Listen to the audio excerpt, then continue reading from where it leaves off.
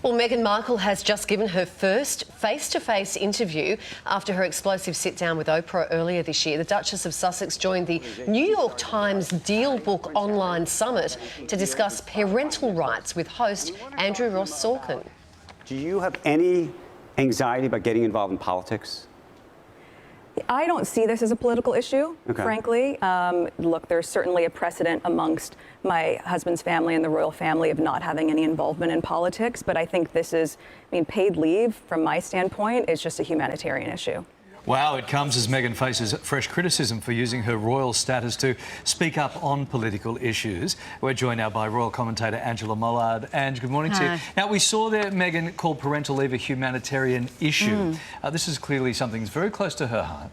It is, and she's been cold-calling politicians in America, senators and members of Congress, ringing up with no caller ID on the phone, so they're picking it up. She's using her royal title, Meghan, Duchess of Sussex, to speak to them about this issue. Look, she's very, very polished in this interview. She starts off earlier saying that, with responsibility, with privilege comes responsibility, so she's positioning it right there as something that she needs to do. But as one of the senators said, and I thought was very interesting, she said, I'm more interested in listening to my constituents in my electorate than I am in a royal ringing her about the issue. So there's a lot of beef about this, but particularly in the UK at the moment. Right or wrong to use her status this way?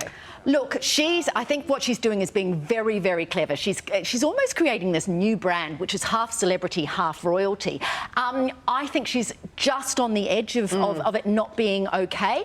But that said, America is one of the only 6 countries in the world, as she points out, that doesn't have paid parental leave, and it's very backward in a nation of that size to not have that provision. Now, Harry is set to present the inaugural Intrepid Valor Awards in New York, and there was controversy last year, wasn't there, when he used his military titles to after he'd stepped away from the royal role. So is he going to support her on this? What's he going to do? Look, I think he should absolutely be allowed to do this. He set up the Invictus Games, which is an extraordinary thing. Really, he's just giving awards to people in the military who have been injured or who have done things with great courage.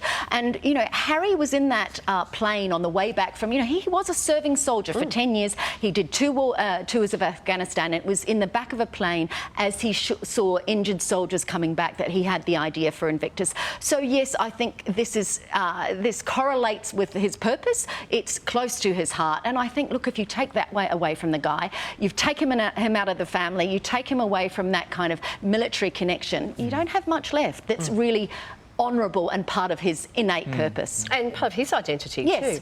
Shifting gears, the Queen is back at Windsor Castle, Remembrance Day this weekend, the service this weekend. We know that she really wants to be there. Do we think she'll make it?